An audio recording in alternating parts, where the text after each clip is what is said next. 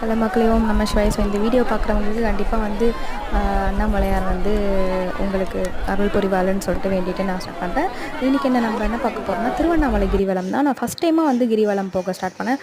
Like 14 kilometres வந்து நடைப்பயணமாக நடக்கணும் கிரிவலத்துக்கு. அண்ணாமலையான வேண்டிட்டு கிளம்புனான்னு சொல்லிட்டு கிளம்பியாச்சு. பார்த்தீங்கன்னா பௌர்ணமி, சித்திரை பௌர்ணமி அப்போ தான் வந்து நாங்கள் கிரிவலம் ஸ்டார்ட் பண்ணலான்னு சொல்லிட்டு போனோம். ஸோ மே 11th வந்து கிரிவலம் வந்து ஸ்டார்ட் ஆச்சு.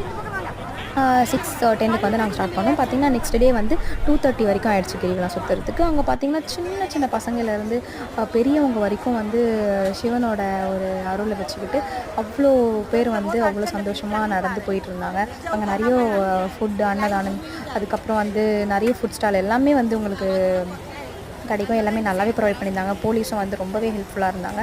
நீங்கள் நினச்சது எல்லாமே நடக்கும்னு சொல்லிட்டு வேண்டிட்டு போங்க. 8 லிங்கங்கள் வந்து அங்கே 8 to 12 லிங்கங்கள் இருந்துச்சு. அது எல்லாமே நாங்கள் பார்த்துட்டு கிளம்புனோம். ஸோ கிரிவலம்ன்றது என்னோட எக்ஸ்பீரியன்ஸ் எப்படி இருந்துச்சுன்னு பார்த்தீங்கன்னா ரொம்பவே நல்லா இருந்துச்சு. ஸோ நீங்களும் வந்து திருவண்ணாமலைக்கு ஒரு வாட்டியாச்சும் கிரிவலம் போயிருக்கீங்கன்னா கமெண்ட் பண்ணுங்கள். ஓம் நம சிவாய.